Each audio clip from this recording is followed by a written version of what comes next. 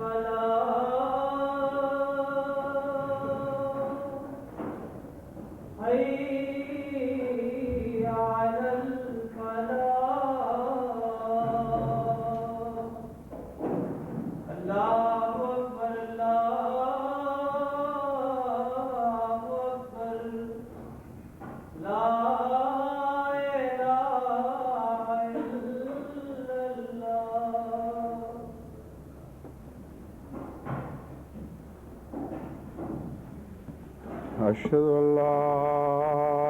إله إلا الله وحده لا شريك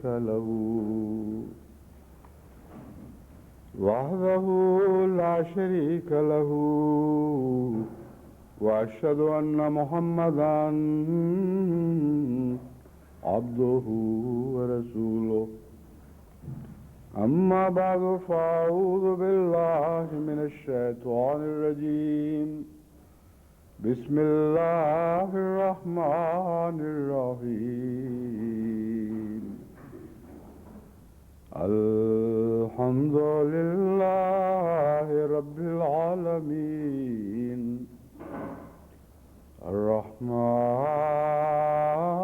الرحيم مالك يوم الدين إياك نعبد وإياك نستعين اهدنا الصراط المستقيم صراط الذين أنعمت عليهم غير المغضوب عليهم ولا الضالين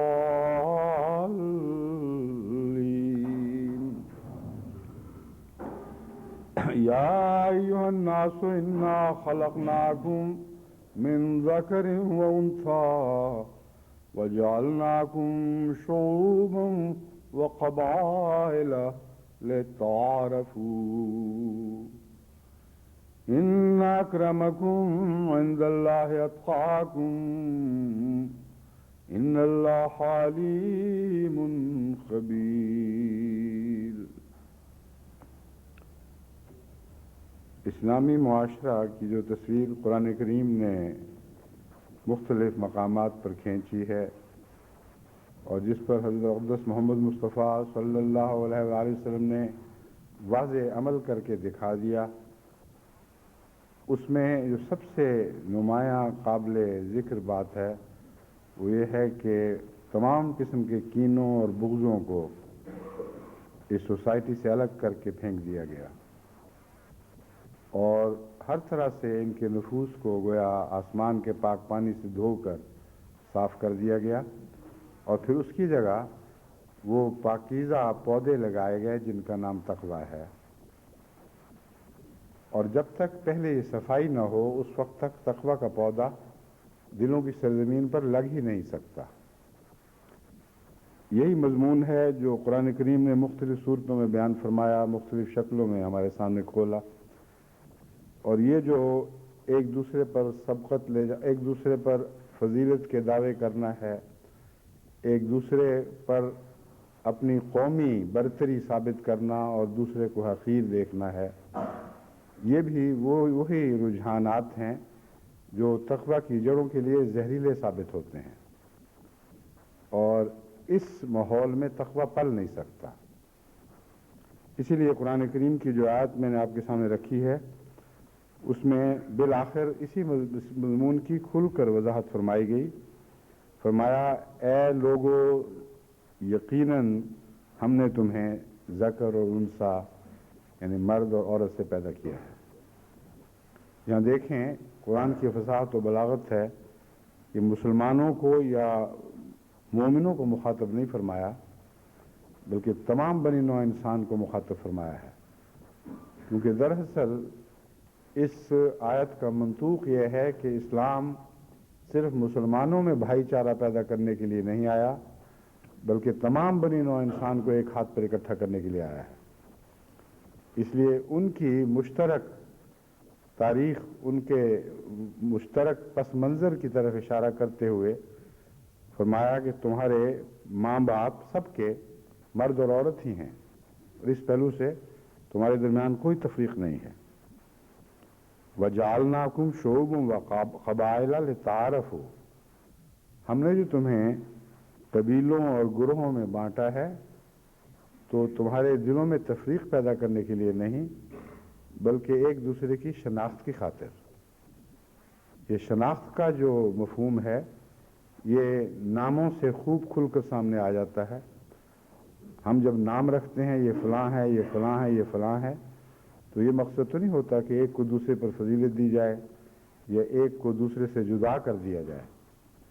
مقصد صرف یہی ہے کہ پہچان ہو۔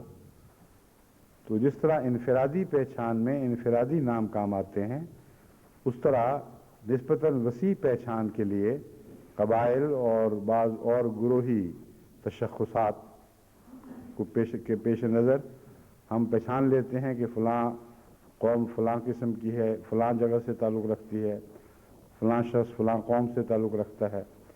تو تعارف اور تعیین میں آسانی ہو جاتی ہے۔ ان اکرمکم عند اللہ اتقاکم، جہاں تک عزت کا تعلق ہے یاد رکھو ان چیزوں کا، ان تقسیموں کا عزت سے کوئی دور کا بھی تعلق نہیں۔ ان اکرمکم عند اللہ اتقاکم، تم میں سب سے معزز خدا کے نزدیک وہ ہے جو سب سے زیادہ اس کا تقوی اختیار کرتا ہے، اور اللہ کی نظر میں جو اچھا ہے وہی حقیقت میں اچھا ہے۔ باقی دنیا کی نظر میں تو بڑے بڑے گندے بھی اچھے بن جایا کرتے ہیں، اور ان کی اچھا کہلانے کی کوئی حقیقت نہیں ہے۔ ان اللہ علیم خبیر، اور اللہ ہی ہے جو تقوی کی پہچان رکھتا ہے، کیونکہ انسان تو علیم و خبیر نہیں ہے۔ اس لیے ہر شخص اپنے تقوی کے معاملہ میں اپنے خدا کی نظر میں ہے، اس بات کا خیال کرو، اور وہی ہے جو تمہیں متقی قرار دے تو تم متقی ہوگے، ورنہ نہیں۔ اس تعلق میں وہ احادیث پیش کر رہا تھا جس میں بعض معاشرے کی خرابیوں کی وجہ سے بھائی بھائی سے کٹ جاتا ہے، بہن بہن کے خلاف ہو جاتی ہے، رشتوں میں رخنے ڈالے جاتے ہیں، بہو اور ساس کے جھگڑے، ساس اور بہو کے وغیرہ وغیرہ، اور سارا معاشرہ نفرتوں میں تقسیم ہو جاتا ہے۔ اس معاشرے کا اسلام سے کوئی تعلق نہیں ہے۔ اس کی اصلاح کی جتنی بھی کوشش کی جائے وہ اس لیے کم دکھائی دیتی ہے کہ ہر ایسے خطبات کے دور کے بعد جب میں نے اپنی طرف سے اس مضمون کو خوب کھول کر بیان کیا، پھر بھی شکایتیں جاری رہیں۔ یہ درست ہے کہ بعض جگہ سے بہت ہی خوشکن باتیں بھی سامنے آئیں، بعض مردوں نے اپنی دیرینہ عادت کو تبدیل کر دیا اور اپنی بیویوں سے معافیاں مانگیں، اور اس کے بعد ان کی بیویوں کے دعاؤں کے خط ملے کہ ہمارے خاوند میں تو ایک عجیب پاک تبدیلی پیدا ہو گئی ہے۔ بعض बहुओं ने अपनी सासों को दुआएं दी कि पहले मेरी ज़िंदगी जीवन थी, अब तो मैं बेटी की तरह रहती हूँ। तो ये वाक़यात होते रहते हैं जिनसे हौसला बढ़ता है, जिससे पता चलता है फ़ज़क्किर इन नफ़ात ज़िक्रा, तू नसीहत करता चला जा, क्योंकि नसीहत फ़ायदा ज़रूर पहुँचाती है। मगर ये कहना कि इन बदादात की बीख करनी हो चुकी है, जड़ों से उकड़ गई हैं, ये दुरुस्त नहीं है। ये तो एक दायमी जंग है जो खुदा के बंदों और शैतान के बंदों के दरमियान चलनी ही चलनी है। और बंदे तो बज़ाहिर सब खुदा के हैं, लेकिन कुछ अबद तागूत कुरान करीम के बयान के मुताबिक वो अपने आप को खुद शैतान का बंदा बना लेते हैं। बस इस पहलू से ये लड़ाई जारी है और हमें कोशिश ये करनी है कि खुदा के बंदे इस हद तक गालिब आ जाएं और गालिब रहें कि उनका हुस्न ही मुआशरे की पहचान बन जाए। उन चंद आदमियों की बदी मुआशरे की पहचान न हो जो हर मुआशरे में बद इंसानों के तौर पर पाए ही जाते हैं। इस्तिस्ना हुस्न न हो, इस्तिस्ना बदसूरती बन जाए। ये वो जिहाद है जिसमें हमें हमेशा मुस्तकिलन अपनी ताकतों को, अपनी तमाम तर ताकतों को झोंके रखना है, और ये जहाद कभी ख़त्म नहीं हो सकता। लेकिन जूं जूं इस जहाज में हम आगे बढ़ते हैं, बेदार मगज़ी से इन चीज़ों का ख्याल करते हैं, रफ्ता रफ्ता और इलाकों को और जगहों को ज़रखेज़ बनाते चले जाते हैं और हसीन बनाते चले जाते हैं। बस ये मेहनत है जिससे थकना नहीं, और इंशाअल्लाह ताला हम आखिरी दम तक थके बगैर हज़रत मोहम्मद मुस्तफ़ा सल्लल्लाहु अलैहि वसल्लम की सीरत को अपनी सीरत बनाने की कोशिश करते रहेंगे। जहाँ तक चुगली का ताल्लुक़ है और उसके से मिलते जुलते अयूब का ताल्लुक़ है, उनमें बुनियादी बात वही एहसास कमतरी है जो मैंने पहले बयान की थी। अपने भाई की किसी खूबी को बर्दाश्त न कर सकना और अपने एहसास कमतरी का बदला इस तरह लेना कि उसकी खूबी को बदी बनाकर दिखाया जाए या बदियों की तलाश की जाए और उन्हें बाहर निकाल कर उछाला जाए ताकि लोगों की नज़र में जो उसकी इज्जत है वो जाती रहे। इस किस्म की तमाम कबीह हरकतें कुरान करीम ने कुल्लियतन मना फरमाई हैं, और हज़रत सल्लल्लाहु अलैहि वसल्लम ने इस मज़मून को हमारे सामने मुख्तलिफ रंग में खोला है। अन इब्न उमर रज़ी अल्लाहु अन्हुमा क़ाल सअद रसूलुल्लाह सल्लल्लाहु अलैहि वसल्लम अल मिंबरा फनादा बिसौत रफ़ीन फ़क़ाल या माशर मन अस्लम बिलिसानिही वलम युफ़दिल ईमानु इला क़ल्बिही ला तोज़ुल मुस्लिमीना वला तुअय्यिरूहुम वला तत्तबिउ औरातिहिम फ़इन्नहुम मन यत्तबिउ औरत अख़ील मुस्लिम यत्तबिउल्लाहु औरतहु वमन यत्तबिउल्लाहु औरतहु यफ़ज़हु वलौ फ़ी जौफ़ि रहलिही। तिरमिज़ी अब्वाबुल बिर वस्सदक़ा वस्सिला, तिरमिज़ी अब्वाबुल बिर वस्सिला से यह हदीस ली गई है। हज़रत अब्दुल्लाह बिन उमर बयान करते हैं कि रसूलुल्लाह सल्लल्लाहु अलैहि वसल्लम ने एक मरतबा मिंबर पर खड़े होकर बड़ी पुरशौकत और बुलंद आवाज़ से फरमाया कि ए लोगों, तुम में से बाज़ बज़ाहिर मुसलमान हैं लेकिन उनके दिलों में अभी ईमान रासिख नहीं हुआ। उन्हें मैं मुतनब्बे करता हूँ कि वो मुसलमानों को तान व तशनीह के ज़रिए तकलीफ़ न दें। यानी वो लोग जो अपनी ज़ुबान अपने भाइयों पर दराज करता है और ताने देकर उनको तकलीफ़ देता है, उनके मुतल्लिक हज़ूर सल्लल्लाहु अलैहि वसल्लम ने बड़ी जलाल के साथ बड़ी पुरशौकत आवाज़ में फरमाया कि मैं तुम्हें मुतनब्बे करता हूँ। फरमाया वो मुसलमानों को अपने तान व तशनीह से तकलीफ़ न दें, ना उनके ऐबों का खोज लगाते फिरें, वरना याद रखें कि जो शख्स किसी के ऐब की जुस्तजू में होता है, अल्लाह उसके अंदर अयूब को लोगों पर जाहिर करके उसको ज़लील और रुस्वा कर देता है। इससे ज़्यादा खौफनाक और क्या सज़ा इंसान को मिल सकती है कि आप अपने भाई के ऐबों की तलाश में हों اور اللہ جو آپ کے عیوب کو جانتا ہے وہ اپنی ستاری کا پردہ ان سے اٹھا لے اور آپ دنیا کے سامنے ننگے ہو جائیں۔ بس ہر وہ شخص جو خدا تعالیٰ کی ستاری چاہتا ہے اس کے لیے لازم ہے کہ اپنے بھائی کی سے ستاری سے کام لے۔ کجا یہ کہ پردے اٹھا اٹھا کر جھانکے۔ ستاری کا مفہوم تو یہ ہے کہ ہم ننگے ہیں اور اللہ کی نظر میں ہمارے سارے عیوب ہیں، اس کے باوجود وہ ہمیں ڈھانپتا ہے۔ جیسے سردیوں کی راتوں میں بعض مائیں اپنے بچوں کو اٹھ اٹھ کر ڈھانپتی ہیں، کہیں سے بدن باہر نکلا ہو تو اس خطرے سے کہ اس کو تکلیف نہ پہنچے، یعنی ہر قسم کے جراثیم فضاؤں میں ہیں، ٹھنڈ کے وقت حملہ کر دیتے ہیں، تو ان سے ڈھانپنے کے لیے مائیں بعض دفعہ بے چین ہو کے راتوں کو اٹھتی ہیں، تشویش کی وجہ سے اٹھتی ہیں، اور اکثر بچوں کے اوپر سے کپڑے اترے ہوئے ہوتے ہیں۔ انسان تو ایسا ننگا ہے کہ اس کی کہانی کا آغاز ہی ننگ سے ہوا ہے۔ حضرت آدم علیہ السلام کے واقعہ میں اللہ تعالیٰ نے بتایا کہ وہ ننگا ہو گیا تھا، اور پھر مغفرت کے لیے اپنے آپ کو اپنے تن ڈھانپنے کے لیے جنت کے پتے ڈھونڈتا رہا، ان سے اپنے تن کو ڈھانپنے کی کوشش کرتا رہا،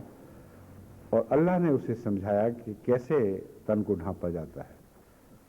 اور وہ مغفرت کی دعائیں سکھائیں جن کے نتیجے میں اللہ تعالیٰ نے اس کی عورا کو ڈھانپ لیا، اس کے ننگ کو ڈھانپ لیا۔ تو ہم تو وہ انسان ہیں جن کی کہانی کا آغاز ہی ننگ سے ہوا ہے۔ اس لیے کوئی یہ کہے کہ آدم تو ننگا تھا، میں ننگا نہیں ہوں، آدم کے عیوب تو چھپے ہوئے تھے، چھپے ہوئے نہیں تھے، میرے عیوب چھپے ہوئے ہیں اور میرے قبضے میں ہیں، یہ شخص بڑا ہی جاہل ہوگا، اور جو ننگ کا فلسفہ ہے اس سے کلیتاً ناواقف ہوگا۔ حقیقت یہ ہے کہ ننگ کا فلسفہ یہ ہے کہ ہر انسان ننگا ہے سوائے اس کے کہ اللہ اس پر ستاری کی چادر ڈالے۔ اور جب آپ تلاش کرتے ہیں کسی کے عیوب کو تو خدا کی مخالفت کرتے ہیں، خدا نے جو ستاری کی چادر ڈالی ہوئی ہے اسے اٹھا اٹھا کے جھانکتے ہیں، اس کو اللہ تعالیٰ برداشت نہیں کرتا۔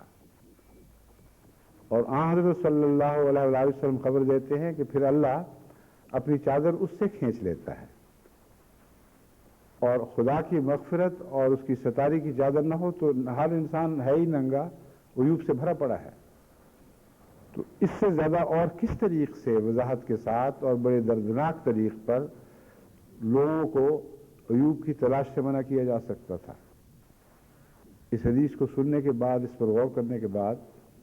انسان تصور بھی نہیں کر سکتا کہ اپنے بھائی کی عیوب کی تلاش میں رہے اور پھر تلاش کے بعد ان کی پردہ داری کرے، ان کو دنیا کے سامنے اس لیے ظاہر کرے کہ وہ اسے ذلیل اور رسوا سمجھیں۔ حضور فرماتے ہیں کہ وہ تو خدا تو ایسا ہے جو وہ ظاہر کر دے گا تو کوئی چیز پھر اس کو چھپا نہیں سکے گی۔ پھر حضرت اقدس محمد رسول اللہ صلی اللہ علیہ وآلہ وسلم نے ایک اور موقع پر فرمایا، اور یہ ترمذی کتاب البر والصلہ سے روایت دی گئی ہے، یعنی یہ بھی وہیں سے لی گئی ہے۔ عن ابن مسعود رضی اللہ تعالیٰ عنہ، حضرت ابن مسعود رضی اللہ عنہ سے روایت ہے کہ آن حضرت صلی اللہ علیہ وسلم نے فرمایا، طعنہ زنی کرنے والا، دوسروں پر لعنت کرنے والا اور فاحش حرکتیں کرنے والا جو معیوب، ناپسندیدہ، بےہودہ حرکتیں ہوں، اور زبان کا گندا، بد کلام، بدگو یا وگوئی کرنے والا، ان میں سے کوئی بھی مومن نہیں ہے، لیسا بمومن۔ بس مومن کی تعریف سے یہ ساری چیزیں نکال کے اس طرح باہر کر دی گئی ہیں کہ جس میں یہ موجود ہوں وہ مومن کی تعریف میں داخل ہی نہیں ہوتا، بیک وقت یہ دونوں چیزیں اکٹھی نہیں رہ سکتی۔ تو ہر شخص جو مومن کہلانے کا دعوے دار ہے، مومن بننے کی تمنا رکھتا ہے، اسے معلوم تو ہونا چاہیے کہ وہ کون کون سی باتیں ہیں جو اس کے ایمان کو باطل کر دیں گی۔ ایک موقع پر حضور صلی اللہ علیہ وآلہ وسلم نے فرمایا، اور یہ حضرت ابو ہریرہ سے روایت ہے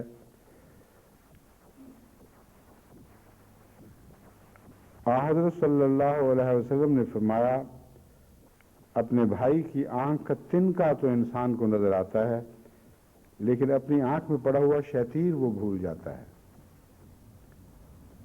اب یہ جو محاورہ ہے اپنی آنکھ کا تنکا تو دوسرے کی آنکھ کا تنکا نظر آ جانا اور اپنی آنکھ کا شیطیر نظر نہ آنا، یہ اصل میں حضرت اقدس محمد رسول اللہ صلی اللہ علیہ وآلہ وسلم ہی کا فرمودہ محاورہ ہے۔ اب یہ عجیب بات ہے کہ اپنی آنکھ میں اگر ذرہ سے بھی تنکا یا تنکے کا حصہ بھی ہو جو اسے تکلیف دیتا ہو تو وہ تو انسان کو نمایاں ہو کر دکھائی دیتا ہے، یوں لگتا ہے جیسے شیطیر داخل ہو گیا ہو، اور دوسرے کی آنکھ میں جو تکلیف دینے والی چیزیں ہیں وہ اس کو دکھائی نہیں دیتی۔ یہاں شیطیر اور تنکے میں کی مثال میں یہ فرق ہے، یعنی یہ عام روزمرہ کی انسانی تجربے سے یہ فرق ہے کہ یہاں اپنی آنکھ کا تنکے سے مراد وہ برائی ہے جو موجود ہے اور وہاں موجود ہے جہاں دکھائی دینی چاہیے، وہ تمہیں دکھائی نہیں دیتی۔ اب آنکھ سے زیادہ اور کون سی جگہ ہے جہاں برائی کا علم ہو جانا چاہیے؟ جہاں معمولی سا ایک ذرہ بھی داخل ہو جائے تو آپ کو پتہ لگ جاتا ہے کہ کوئی غیر چیز آ گئی ہے، اور آنکھ جو دیکھنے کے لیے بنائی گئی ہے اسے اپنے اندر موجود اپنی برائیاں دکھائی نہیں دیتی، اور دوسرے کی آنکھ میں معمولی سی بھی نقص ہو کوئی، یعنی برائی کا کوئی ذرہ بھی پایا جائے تو اتنا بڑا ہو کے دکھائی دیتا ہے کہ حضور نے فرمایا جیسے الجزا ہو، جزا کھجور کے اس طرح کو کہتے ہیں جسے کاٹ کر شہتیر میں تبدیل کیا گیا ہو، درست کر دیا گیا ہو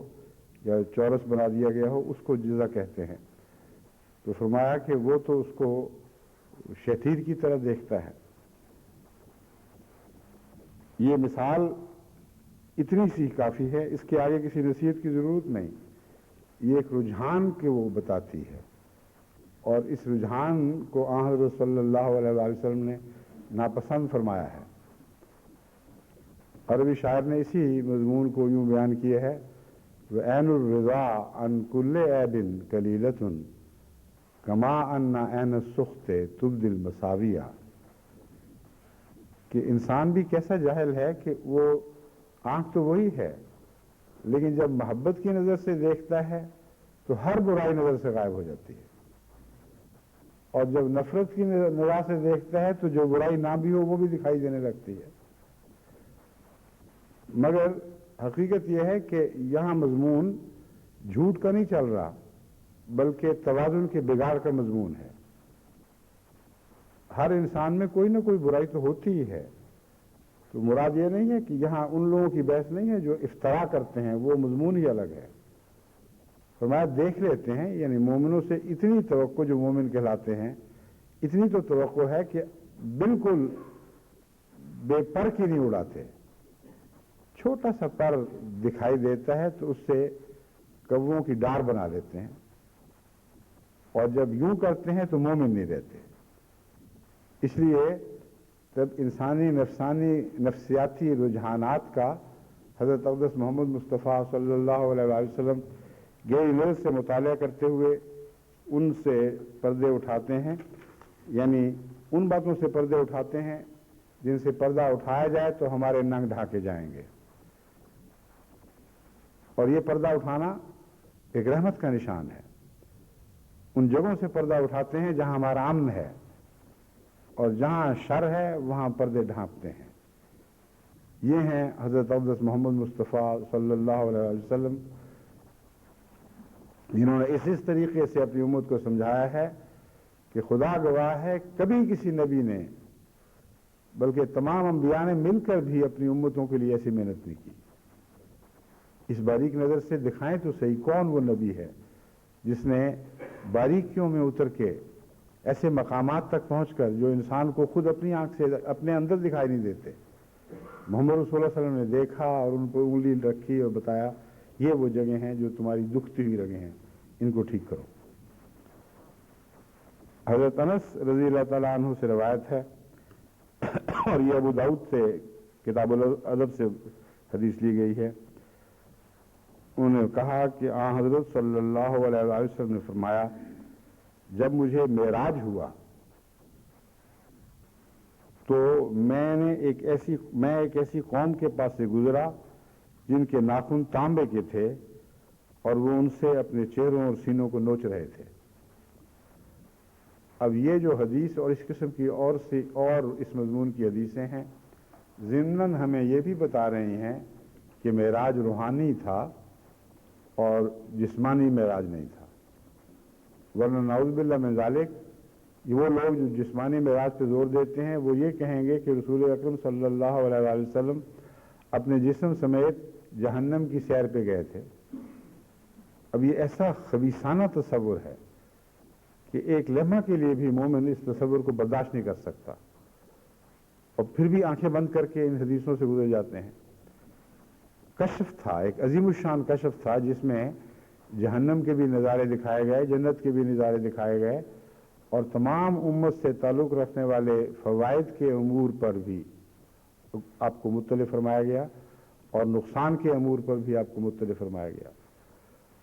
بس فرماتے ہیں کہ میں نے اس میں دیکھا ایک ایسی قوم کے پاس سے میرا گزر ہوا جس کے ناخن تانبے کے تھے اور وہ ان سے اپنے چہروں اور سینوں کو نوچ رہے تھے۔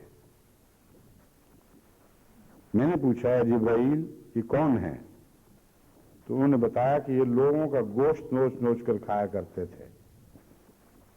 یعنی ان کی عزت اور آبرو سے کھیلتے تھے، ان کی غیبت کرتے تھے اور ان کو حقارت کی نظر سے دیکھتے تھے۔ بس جس کی ایسی بڑی سزا ہو جس گناہ کی، اور وہ ایسا گناہ نہیں ہے جس کے اوپر انسان کی فطرت مجبور ہوئی بیٹھی ہے، یہ وقت کے جوش کا ایک تقاضا ہے جس میں ابتلا میں پھنس کر آپ یہ کام کر بیٹھیں۔ یہ تو ایسا بدبخت گناہ ہے جس کے چسکے بڑے آرام سے بے وجہ لیے جاتے ہیں، مجالس کو سنوارنے کے لیے اپنی طرف سے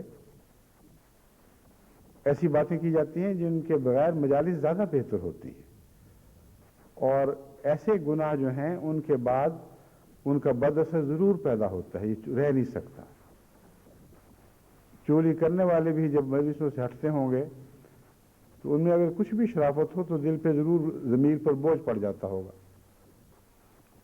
اور بعض پھر یہ سوچتے رہتے ہیں کہ ہم کوئی ایسی بات تو نہیں کر بیٹھے زیادہ کہ وہاں تک پہنچے اور پھر یہ مصیبت بن جائے، اور پہلے سے ہی وہ اپنے ڈیفنس بنانے لگ جاتے ہیں کہ اگر یہ ہوا تو پھر ہم یہ جواب دیں گے، اگر وہ بات ہوئی تو یہ جواب دیا جائے گا، اور تیاریاں کی ہوتی ہیں۔ مجھے اس سے پتہ چلتا ہے کہ بعض دفعہ جب پوچھا جاتا ہے آپ نے یہ بات کی تھی تو اچانک نہیں، پہلے سے جواب تیار ہوتا ہے، صاف پتہ چلتا ہے کہ اس شخص نے بات کرنے کے بعد سوچ لیا تھا کہ ہوئی ہے بے وقوفی کچھ ہو گئی ہے، جتنی کرنی تھی اس میں ذرا بے احتیاطی ہوئی ہے، تو اپنا ڈیفنس تیار رکھا ہوا تھا۔ تو ایسا گناہ ہے جس میں بہت ہی قباحتیں، بہت سی مکروہ باتیں داخل ہیں، اور صاف پتہ چل جاتا ہے کہ انسان جو اس گناہ میں ملوث ہے وہ بھی جانتا ہے کہ یہ صرف پھول نہیں ہے، اس میں کانٹے بھی ہیں، لیکن جس کو وہ پھول سمجھ رہا ہے وہ اصل کانٹے ہیں، اور کانٹے وہ ضمیر کے وہ کچوکے ہیں جو دراصل اسے پھول بنانے کی خاطر عطا کیے گئے ہیں۔ تو سارا نظام ہی بگڑ گیا ہے، اچھی چیز کو برا دیکھ رہے ہیں، بری چیز کو اچھا دیکھ رہے ہیں، اور بےہودہ حرکت ہے بالکل، بہت معاشرے میں اس سے نقصان پہنچتا ہے۔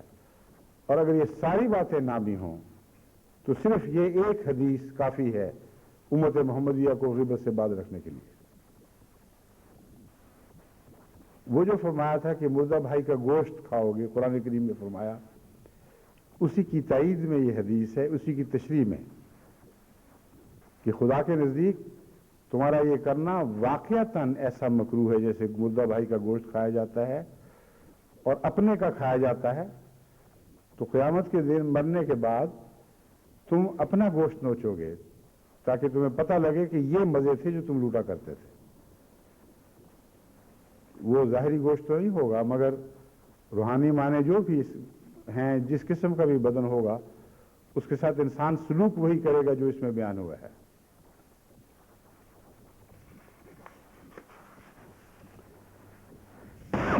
حضرت حذیفہ بیان کرتے ہیں کہ حضرت صلی اللہ علیہ وسلم نے فرمایا چغل خور جنت میں نہیں جا سکے گا. لا يدخل الجنت نمام، کہ جو چغل خور ہے اس کے لیے جنت کے راستے بند ہو گئے ہیں. اب یہ کیسی جنت ہے جو ہم یہاں بنا لیتے ہیں اپنے لیے چغل خوری کے ذریعے، جس پر آئندہ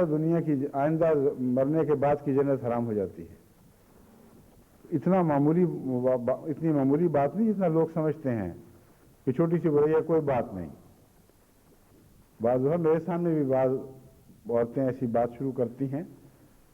تو میں ان کو سمجھاتا ہوں تو ان کو سمجھ نہیں آتی. وہ ہلکا سا کہتے ہیں نہیں جی فلاں نے یہ بات یوں ہو گئی تھی، فلاں نے کر دی تھی، ہم تو یوں ہی بات کر رہے ہیں. وہ یوں ہی بات جو ہے وہ بہت بڑی بات ہے، بہت بری بات ہے، ایسی ہے جو تمہاری عاقبت کو تباہ کر سکتی ہے. حضرت صلی اللہ علیہ وسلم نے ایک موقع پر فرمایا کہ دو چھوٹے چھوٹے لوتھڑے ہی تو ہیں، انہی سے جہنم بھی بن جاتی ہے اور جہنم بھی بن جاتی ہے. زبان کی لغزش سے، ایک لغزش سے انسان جنت سے جہنم میں جا پڑتا ہے. اور ایک موقع پر زبان سنبھل جائے تو وہی اس کی جہنم کو جنت بھی بنا سکتی ہے. تو بات کرنا تو ہوتا ہی زبان سے ہے، مگر باتیں بڑی بھاری ہو جاتی ہیں. بعض باتیں اتنی تلخ ہو جاتی ہیں کہ حضرت صلی اللہ علیہ وسلم نے فرمایا کہ دیکھو یہ بات اگر سمندر میں ڈالی جائے تو سارے سمندر کا مزاج بگڑ جائے، سارا سمندر ناپاک ہو جائے. تو بات کو سنبھل کر کرنا اور اس پر نگرانی رکھنا بہت ہی اہم امر ہے، اور اس کے ساتھ معاشرہ بنتا بھی ہے اور بگڑتا بھی ہے.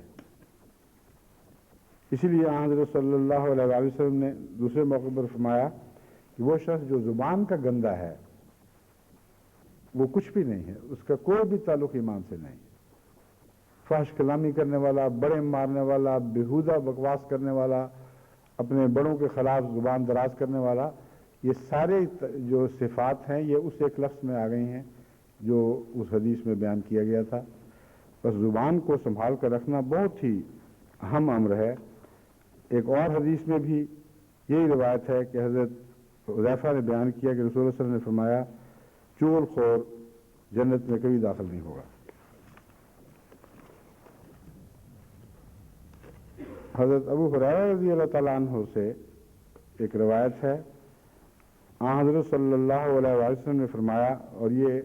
ترمذی کتاب البر سے لی گئی ہے، وہی کتاب البر والصلہ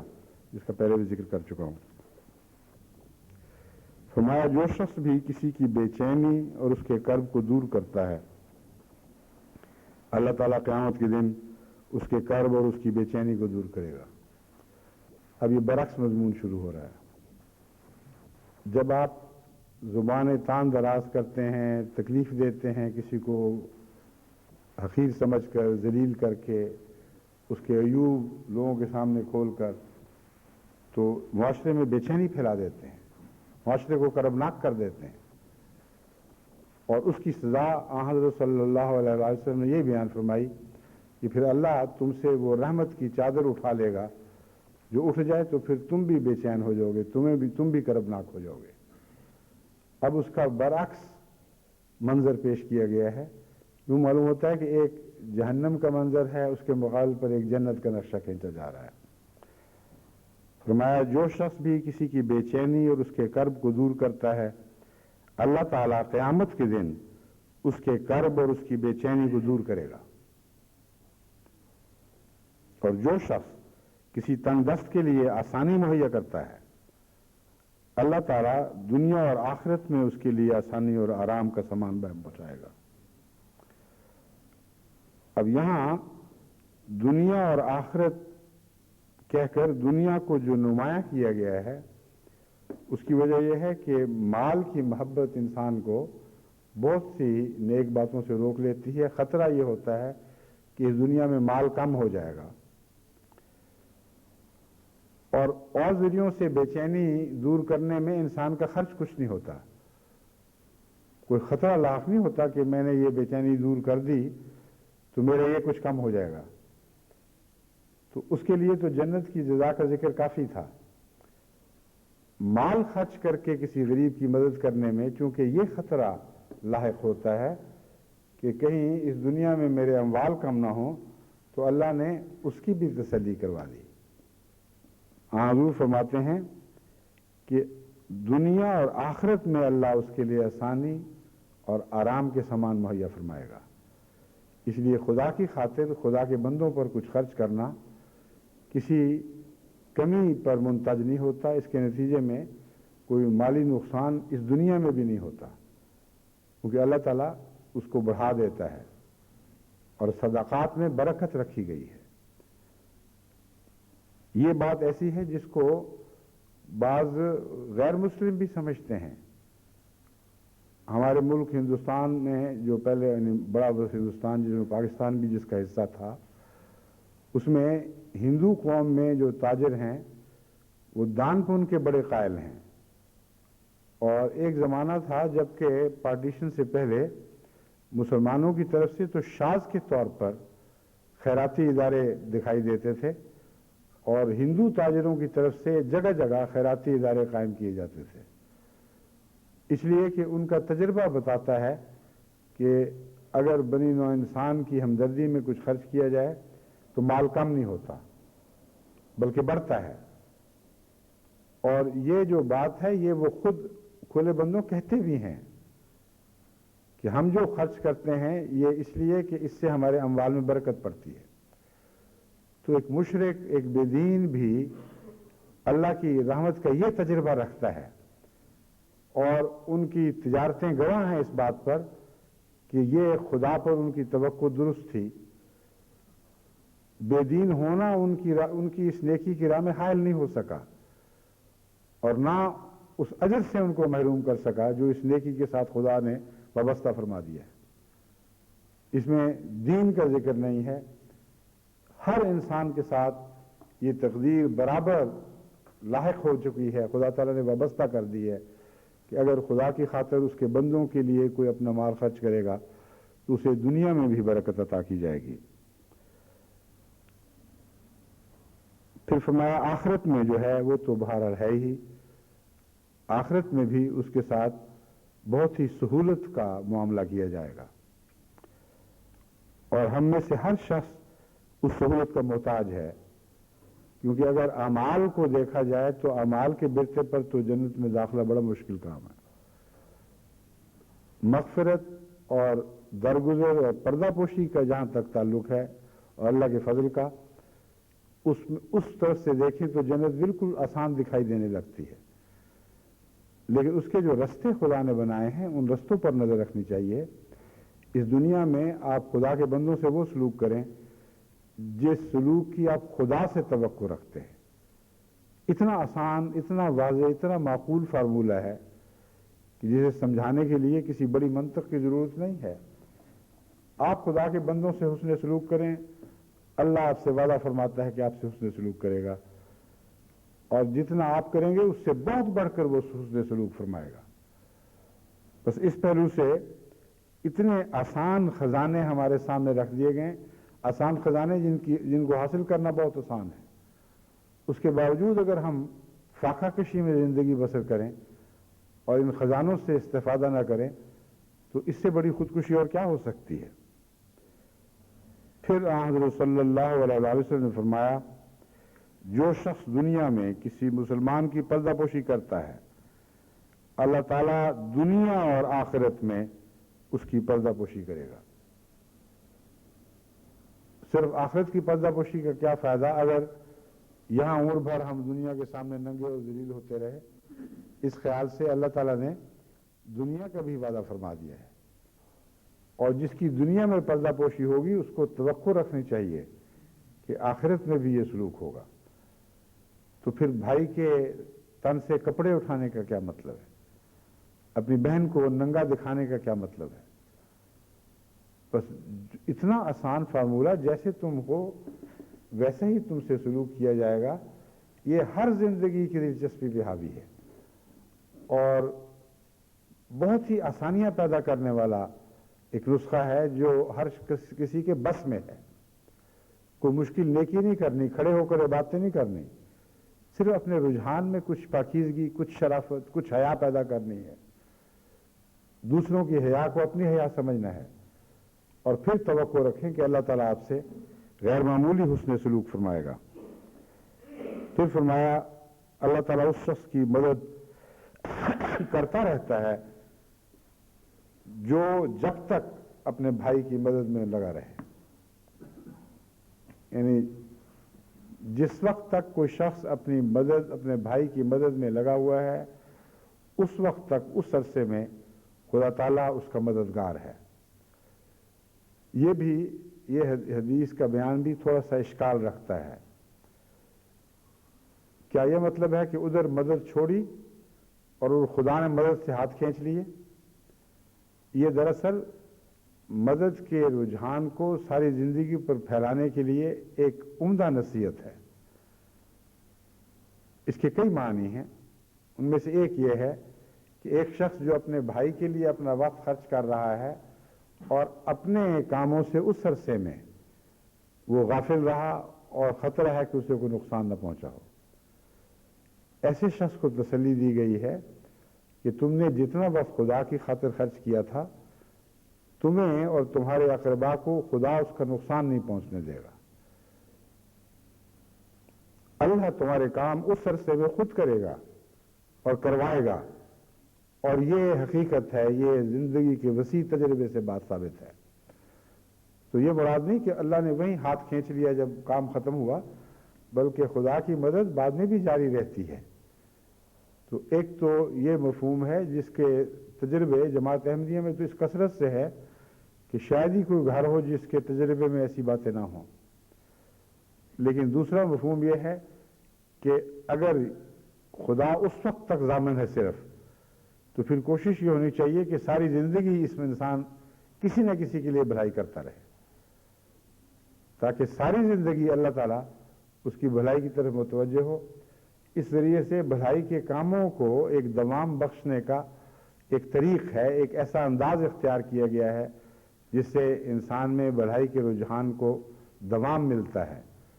اسے ہمیشہ کے لیے بھلائی میں متوجہ رہنے کی تلقین ہوتی ہے، اور جس کے لیے اللہ کوشاں رہے اس کو پھر اور حاجت کیا رہ جاتی ہے باقی۔ ایسے میں نے کہا اتنے کثرت سے واقعات ہوتے ہیں جماعت میں، اور بعض صحابہ نے تو اس گرو کو ایسا پکڑا کہ ساری عمر اس سے لطف اٹھائے اور مزے بھی کیے اور اپنے کام بھی بنوائے۔ میں نے حضرت مولوی عبدالقدرت اللہ صاحب سنوری کی مثال پہلے بھی ایک دو خطبے میں بیان کی تھی، لیکن وہ اس موقع پر ایسی چسپاں ہوتی ہے کہ اگر پھر بھی بیان کر دی جائے تو کوئی مذاکرہ نہیں، بڑی ایک روح کو تازہ کرنے والی مثال ہے۔ ایک دفعہ بنگلہ دیش جب ہم گئے جماعت کے وفد کی صورت میں، تو اس میں حضرت مولوی قدرت اللہ صاحب سنوری بھی ہمارے ساتھ تھے، اور بہت دلچسپ سفر تھا، کافی جماعتیں پھرے۔ آخری دنوں میں جب ہم ڈھاکہ پہنچے تو ڈھاکہ کی جماعت نے وفد کے اعزاز میں ایک دعوت کی ہوئی تھی ایک ہوٹل میں۔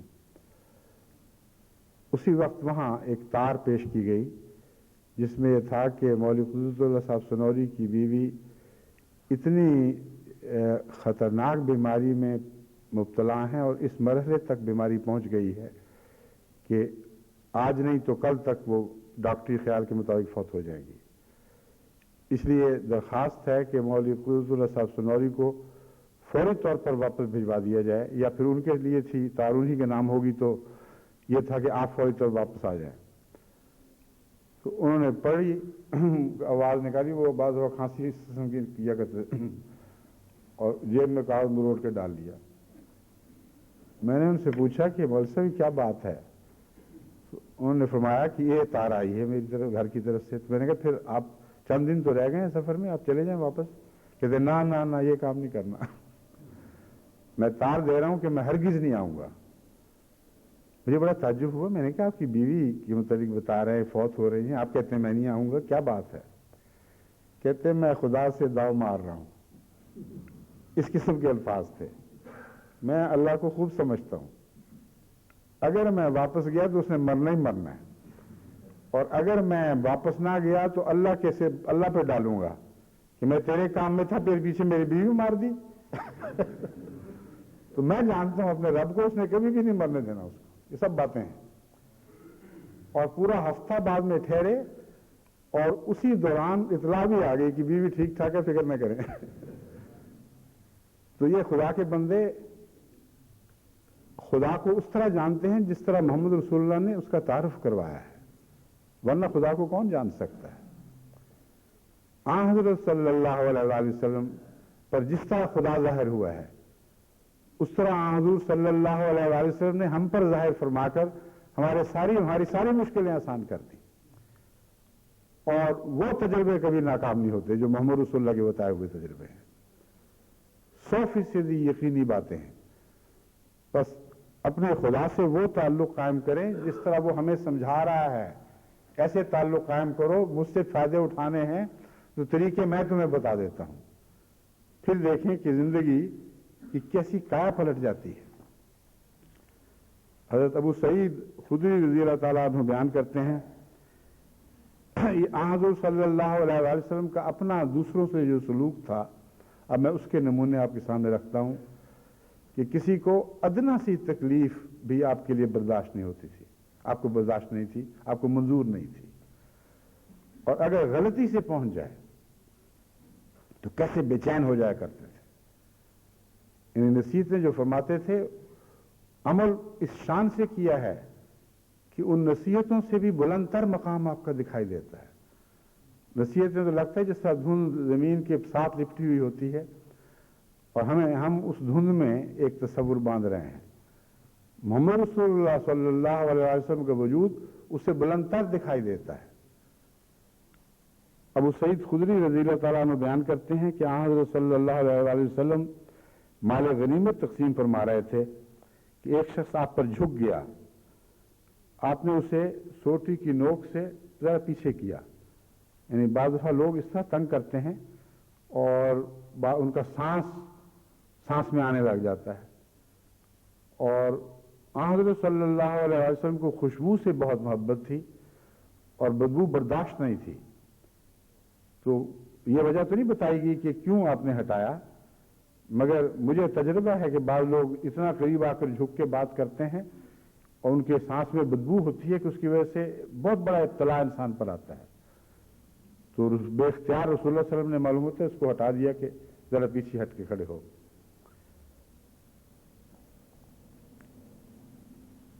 جو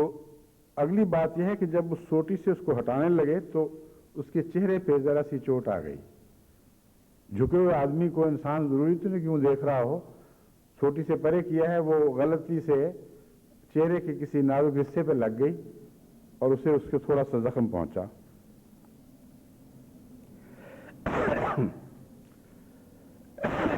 حضرت صلی اللہ علیہ وسلم نے اس سے فرمایا کہ مجھ سے بدلہ لو، ابھی بدلہ لو۔ اس نے عرض کیا، یا رسول اللہ میں نے معاف کر دیا ہے، لیکن ایک اور موقع پر ایک اور صحابی نے ایک اور رد عمل دکھایا۔ حضرت اسید بن حضیر انصاری کے بارے میں روایت ہے کہ وہ بڑے بامذاق تھے، مجلس میں کھل کے دلچسپ باتیں کیا کرتے تھے۔ ایک موقع پر معلوم ہوتا ہے ان سے کچھ زیادتی ہو گئی ہے، یعنی ہنسی ٹھٹھا کرنا ان معنوں میں تو معیوب نہیں تھا کہ رسول اللہ صلی اللہ علیہ وسلم کے زمانے میں صحابہ نے نہیں کیا کرتے تھے، بعض دفعہ حضور بھی خود بھی بہت پاکیزہ مذاق فرمایا کرتے تھے، لیکن بعض لوگ پھر زیادہ کر دیتے ہیں، اور رسول اللہ صلی اللہ علیہ وسلم کو یہ بات منظور نہیں تھی کہ کوئی شخص ٹھٹھے باز ہی بن جائے۔ تو اس صورت میں آپ نے اس شخص کو اسی طرح اپنی سڑی چبھوئی، ذرا سنبھلو، اشارہ تھا۔ اور میں سمجھتا ہوں اس میں حکمت یہ تھی کہ کھل کر اگر بات کہتے تو باقی مجلس میں شاید اس کی سبکی ہوتی۔ تو آپ نے یہی وہاں سے سمجھا کہ چھڑی کی نوک سے اس کو میں سمجھا دوں، سمجھ جائے گا اشارہ کہ میں کچھ حد سے آگے بڑھ رہا ہوں۔ اس پر وہ کہنے لگا، حضور میں نے تو بدلہ لینا ہے اور میری چھڑی چبھو دی ہے۔ حضور نے فرمایا، آؤ بدلہ لے لو۔ اس پر وہ کہنے لگا، حضور आपने तो कमीज पहनी हुई है, मैं तो नंगे बदन हूं। आपने फरमाया मैं कमीज उतारता हूं, कपड़ा उठाया कि आओ अब बदला लो। वो चिमट गया और बार बार लिपट के चूमने लगा, जहां जहां उसका बस चलता था उससे चूमा। उसने कहा या रसूलुल्लाह, मेरी क्या मजाल थी कि मैं बदले लेता, मुझे तो खुदा ने ये मौका दिया था, आज मैं मोहम्मद रसूलुल्लाह के बदन को चूमूं, बस मैं यही मेरा बदला है, आपका एहसान है कि मुझे मौका दिया। ये हुस्न मोहम्मद मुस्तफ़ा सल्लल्लाहु अलैहि वसल्लम है जो एक छोटी सी चोट के मकाम से भी जन्नत के चश्मे फोड़ देता है। मूसा के असा के मुतालिक बताया जाता है कि वो चट्टान पर उसने असा मारा और उससे चश्मा फूट पड़े, और कुरान करीम इसकी गवाही देता है कि ऐसा हुआ। लेकिन मोहम्मद मुस्तफ़ा सल्लल्लाहु अलैहि वसल्लम का असा जिस किस्म के जन्नत के चश्मे, असा की ज़रब से जैसे जन्नत के चश्मे फूटते हमने देखे हैं, उनकी कोई मिसाल और कहीं दिखाई नहीं देती। जिन लोगों की खातिर उन चट्टानों से चश्मे बहाए गए वो पत्थर दिल हो गए, मगर मोहम्मद रसूलुल्लाह ने जिन दिलों से रहमत के चश्मे बहाए हैं वो हमेशा के लिए जन्नत के लिए की तरफ मायल रहने वाले जन्नत की नहरों में गोया गरकाब दिल बन गए। उनके दिल से भी जन्नत फूटती थी, वो दिल भी जन्नत के लिए बनाए गए थे। तो ये वो हुस्न मुआशरा है जो मोहम्मद रसूल करीम सल्लल्लाहु अलैहि वसल्लम हमें सिर्फ देखना ही नहीं चाहते, अपने अमल से उसकी तस्वीरें खींचकर हमें दिखाई हैं। एक और मौके पर हजरत अब्दुल्ला बिन अबू बकर रज़ी अल्लाह ताला अन्हु बयान करते हैं कि एक अरब ने उनसे जिक्र किया कि जंग हुनैन में, यानी वो एक किसी ऐसे शख्स ने उनसे बात की जिसको वो जानते नहीं हैं, लेकिन ये पता है कि था वो अरब और जंग हुनैन का वाक़या बयान कर रहा है। कहते हैं, और ये हजरत अबू बकर रज़ी अल्लाह ताला अन्हु के बेटे अब्दुल्ला हैं। जंग हुनैन में चूंकि बहुत से नए आने वाले भी शामिल हो गए थे, बल्कि उनकी कसरत थी, इस वजह से सारे सहाबा उन सबको जानते नहीं थे। तो कहते हैं एक अरब ने उनसे जिक्र किया कि जंग हुनैन में भीड़ की वजह से उसका पांव हज़रत सल्लल्लाहु अलैहि वसल्लम के पांव पर जा पड़ा। सख्त किस्म की चपली जो कहता है मैंने पहन रखी थी, उसकी वजह से हुजूर सल्लल्लाहु अलैहि वसल्लम का पांव कुचला गया और सख्त जख्मी हो गया। हुजूर ने तकलीफ की वजह से बेख्तियार हल्का सा कोड़ा मारा और कहा बिस्मिल्लाह, तुमने मेरा पांव जख्मी कर दिया। और वो जो कोड़ा का उठना और मारना ये सिर्फ एक इलामती बेसाख्ता इजहार होता है। बाज़ बार इंसान हाथ से धकेलता है, बाज़ बार छड़ी से धकेलने की कोशिश करता है, लेकिन कहा सिर्फ इतना कि बिस्मिल्लाह, तुमने मेरा पांव जख्मी कर दिया है। कहते हैं मुझे उससे बड़ी नदामत हुई।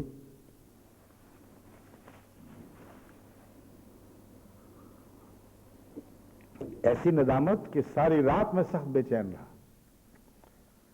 कि हाय मुझसे क्या गलती हुई। सुबह हुई तो किसी ने मुझे आवाज दी कि मोहम्मद रसूलुल्लाह तुम्हें बुला रहे हैं। कहते मुझे और घबराहट हो गई कि कल की गलती की वजह से मेरी शामत आई, अब हुजूर सल्लल्लाहु अलैहि वसल्लम उसे नाराजगी के साथ फरमाएंगे। बहरहाल हुक्म था, मैं हाजिर हुआ तो हुजूर ने बड़ी शफ़क़त से फरमाया कि कल तुमने मेरा पांव कुचला था, उस वक्त मैंने तुम्हें एक हल्का सा कोड़ा मारा था, मुझे उसका बहुत अफसोस है। इसके बदले ये 80 बकरियां तुम्हें दे रहा हूं, ये ले लो और जो तुम्हें तकलीफ पहुंची है उसको दिल से निकाल दो। कहते हैं मैं हैरान रह गया कि ये क्या वाक़या है, कैसा रसूल है, कैसा आका है। मैं बेचैन हूं, सारी रात की मुझसे गलती हुई है और मैंने मोहम्मद रसूलुल्लाह सल्लल्लाहु अलैहि वसल्लम को दुख पहुंचाया है, और मोहम्मद रसूलुल्लाह रात इस बेचैनी में गुजारते हैं कि जो बेख्तियार थोड़ा सा उसका बदला मुझसे लिया गया उससे मुझे तकलीफ पहुंची है। और फिर 80 बकरियां देकर यह फरमाना कि अपने दिल से इस वाकया को निकाल दो, इससे पता चलता है कि उस मुकद्दस दिल में मुसलमानों के लिए और बड़ी इंसान के लिए कितनी रहमत थी, कैसी राफत थी। جب میں اس بدبخت دنیا پہ غور کرتا ہوں جو محمد رسول اللہ صلی اللہ علیہ وسلم پر زبان تان دراز کرتے ہیں، جنہوں نے تمام دنیا کو ایک دوسرے کی زبان کے تانوں سے بچایا، جب میں ان لوگوں کے حالات دیکھتا ہوں جو محمد رسول اللہ پر ظلم کے چرکے لگا کر، گندے الزام لگا کر تمام دنیا میں محمد رسول اللہ کے عشاق کے دل دکھاتے ہیں، تو میں حیرت سے دیکھتا ہوں کہ ان کو کیا پتہ کیا کر رہے ہیں، جس نے تمام بنی نوع انسان کی عزت کی حفاظت فرمائی، جس نے ہر حرمت کے لیے ہمارے دلوں میں احساس جگائے کہ تمہارے بھائی کی حرمت تمہاری حرمت ہے، اس پر یہ لوگ اپنی بدنصیبی اور بدبختی سے ایسی ایسی بے باکیاں اور ایسی ایسی جرتیں کرتے ہیں، اور وہ جو ادنا سی تکلیف پہنچانے کا بھی سزاوار نہیں تھا، جو برداشت نہیں کر سکتا تھا کہ اس سے کسی کو تکلیف پہنچے، آج تک اس رسول کا پیچھا یہ ظالم نہیں چھوڑ رہا ہے، اور ہر طرح سے ان کو، آپ کو اور آپ کی امت کو تکلیف پہنچانے پر بضد ہیں، اور مسلسل کرتے چلے جاتے ہیں، اور پھر بھی دل ٹھنڈے نہیں پڑتے۔ کہاں وہ جس نے راتیں ان کی خاطر جاگ کے کاٹیں کہ ان کو تکلیف نہ پہنچے، کہاں یہ کہ جنہوں نے زمانے صرف کر دی آپ کو تکلیفیں پہنچانے میں۔ حضرت محمد رسول اللہ صلی اللہ علیہ وآلہ وسلم انہی قوموں کے متعلق جن کا ذکر میں کر رہا ہوں، جو عیسائی مذہب سے تعلق رکھنے والی قومیں ہیں، ان کے متعلق جب قرآن کریم میں بتایا گیا کہ 13 جو انہوں نے انکار کر دیا ہے، اس کے نتیجے میں آخر ان پر ایک عذاب نازل ہوگا اور ان کو سزا دی جائے گی، تو محمد رسول اللہ کی یہ سن کر جو دل کی کیفیت تھی، اس کو قرآن کریم یوں بیان فرماتا ہے لعلک باخع نفسک اللہ یکونوا مؤمنین، کہ محمد تیرے انکار کی وجہ سے جو سزائیں مقدر ہیں ان سے تجھے اتنی تکلیف پہنچی ہے کہ کیا تو ان کے غم میں اپنی جان کو ہلاک کر لے گا؟ اور یہ جو قرآن کا دعویٰ ہے یہ محض ایک فرضی بات نہیں ہے۔ محمد رسول اللہ کی سیرت کے واقعات جو میں آپ کے سامنے پڑھ کر سنا رہا ہوں، یہ سارے واقعات گواہ ہیں، ایک ایک لفظ ان کا گواہ ہے کہ حضور صلی اللہ علیہ وآلہ وسلم ایسا ہی دل سینے میں رکھتے تھے، اپنوں کے لیے بھی بے چین ہونے والا، غیروں کی تکلیف سے بھی دکھ اٹھانے والا، یہاں تک کہ دشمنوں کی تکلیف کے تصور سے بھی آپ کی زندگی آپ کے سینے میں ایسی اجیرن ہو جاتی تھی کہ اللہ تعالیٰ نے اس کے لیے ہلاکت کا لفظ استعمال فرمایا ہے، لعلک باخع نفسک، کیا تو اپنی جان کو ان دشمنوں کے غم میں ہلاک کر لے گا؟ حضرت صلی اللہ علیہ وآلہ وسلم کی روزمرہ کی زندگی کا دستور یہ تھا، اور یہ دستور آج بھی ہمیں اپنانا ہے، آج بھی اسی قسم کے گھریلو تعلقات کو قائم کرنا ہے، تب ہم دنیا میں ایک جنتی معاشرہ دینے کے اہل ہوں گے، یا کم سے کم اس کا دعویٰ کرنے کے مستحق تو سمجھے جائیں گے۔ حضرت ابو سعید خدری رضی اللہ تعالیٰ بیان کرتے ہیں کہ حضور صلی اللہ علیہ وآلہ وسلم کی زندگی سادہ تھی، آپ کسی کام میں آر نہیں سمجھتے تھے، اپنے اونٹ کو خود چارہ ڈال لیتے، گھر کے کام کاج کرتے، اپنی جوتیوں کی مرمت کر لیتے، کپڑے کے پیوند لگاتے، بکری دودھ دھو لیتے، خادم کو اپنے ساتھ بٹھا کر کھانا کھلاتے، آٹا پیستے پیستے اگر وہ تھک جاتا تو آپ اس کی مدد فرماتے، بازار سے گھر کا سامان اٹھا کر لانے میں شرم محسوس نہ کرتے تھے، امیر غریب ہر ایک سے مسافہ کرتے، سلام میں پہر کرتے، اگر کوئی معمولی کھجوروں کی بھی دعوت دیتا تو آپ اسے حقیر نہ سمجھتے، آپ نہایت ہمدرد، نرم مزاج اور حلیم الطبع تھے، آپ کا رہن سہن بڑا صاف ستھرا تھا، بشاشت سے پیش آتے، تبسم آپ کے چہرے پر جھلکتا رہتا، آپ زوردار قہقہ نہیں لگایا کرتے تھے، کبھی ہنسی آئے اور قہقہ نکلے تو ہاتھ رکھ لیتے تھے یا بگڑی کے شملے سے اپنے منہ کو ڈھانپ لیتے تھے، تبسم آپ کے چہرے پر ہمیشہ کھیلتا رہتا تھا، خدا کے خوف سے فکر مند رہتے، لیکن ترش روئی اور خشکی نام کو نہ تھی، منکسر المزاج تھے، لیکن اس میں کسی کمزوری پست ہمتی کا شائبہ تک نہ تھا، بڑے سخی لیکن بے جا خرچ سے ہمیشہ بچنے والے، نرم دل، رحیم و کریم، ہر مسلمان سے مہربانی سے پیش آنے والے، یعنی بالمومنین رؤوف الرحیم تھے. اتنا پیٹ بھر کر نہ کھاتے تھے کہ پھر ڈکات ہی لیتے رہیں، نعوذ باللہ من ذالک. کبھی حرص و طمع کے جذبے سے ہاتھ نہ بڑھاتے، بلکہ صابر و شاکر اور کم پر قانے رہنے والے تھے. یہ وہ تصویر ہے جسے ہمیں اپنی زندگیوں میں دوام بخشنا ہے. ان سب باتوں میں ویسے نہ صحیح کچھ نہ کچھ تو 1 2 4 قدم ان سمتوں میں آگے بڑھائیں. اگر ہم اس کی تھوڑی سی بھی نقل کرنے میں کامیاب ہو جائیں گے تو یہ حسن اتنا قوی ہے، اتنا طاقتور ہے کہ اس کی تھوڑی جھلکی بھی دنیا کو مغلوب کرنے کے لیے کافی ہے. بس آج جب کہ دعوت اللہ کا دور ہے، جب خدا تعالیٰ کے فضل سے آسمان سے ایسے سامان پیدا ہو اتر رہے ہیں، ایسی ہوائیں چل رہی ہیں کہ تھوڑے کیے پر بھی بے شمار پھل ملنے لگے ہیں. یوں معلوم ہوتا ہے پھل خدا نے پہلے سے لگا رکھے تھے، ہم درختوں کو ہلانا بھی نہیں جانتے تھے، اب ہلاتے ہیں تو پھل گرتے ہیں. بس ایسی صورت میں یہ پھل ان پاک جھولیوں میں گرنے چاہیے جن کے وہ لائق ہوں، وہ ان کی حفاظت کر سکیں، ان کی خوبیوں کو دوام بخش سکیں. ایسے پھل نہ ہوں کہ جو آئیں اور ہماری غفلتوں سے ضائع ہو جائیں. بس ہمیں اپنے آپ کو تیار کرنا ہے، محنت کرنی ہے، آسمان کے رخ پر، ان ہواؤں کے رخ پر چلنا ہے جو آسمان کے حکم سے چلی ہیں. اللہ ہمیں اس کی توفیق عطا فرمائے. اور اس غلبہ اسلام میں آپ کا حسن خلق ہے جو سب سے بڑا کردار ادا کرے گا. کوئی دلیل، کوئی علم اس کے مقابل پر کوئی حیثیت نہیں رکھتے. محمد رسول اللہ کے خلق لے کر چلیں تو آپ کے قدموں فتح آپ کے قدم چومے گی. قلعے آپ کے لیے دروازے کھول دیں گے. تمام دنیا کی فتح کا راز حسن محمد مصطفیٰ صلی اللہ علیہ وسلم ہے. یہ وہ کنجی ہے جس سے ہر تالا کھل جاتا ہے. اللہ تعالی ہمیں اس کی توفیق عطا فرمائے.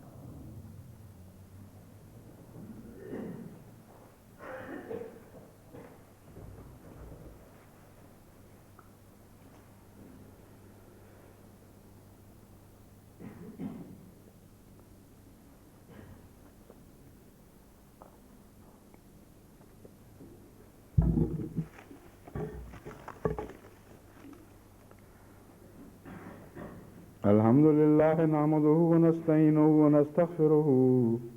ونؤمن به ونتوكل عليه ونعوذ بالله من شرور أنفسنا ومن سيئات أعمالنا. من يهده الله فلا مضل له ومن يضلله فلا هادي له. ونشهد أن لا إله إلا الله وحده لا شريك له ونشهد أن محمدا عبده ورسوله. عباد الله رحمكم الله إن الله يأمر بالعدل والإحسان وإيتاء ذي القربى وينهى عن الفحشاء والمنكر والبغي يعظكم لعلكم تذكرون. اذكروا الله يذكركم وادعوه يستجب لكم ولذكر الله أكبر.